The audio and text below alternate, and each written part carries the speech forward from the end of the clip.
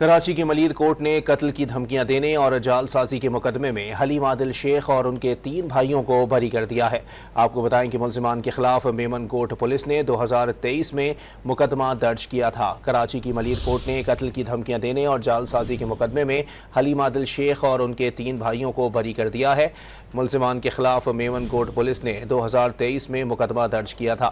مزید جانتے ہیں ڈان نیوز کے نمائندے شفیع بلوچ سے۔ شفیع، مزید بتائیے گا۔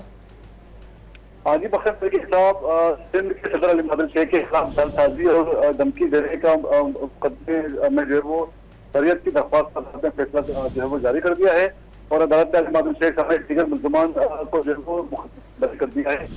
حلیم عادل شیخ اور دیگر کو مقدمے سے جو ہے وہ عدم شواہد کی بنیاد پر بری کر دیا ہے، جبکہ حلیم عادل شیخ اور دیگر کے خلاف مقدمہ تھانہ ملیر میں جو ہے وہ درج کیا گیا تھا۔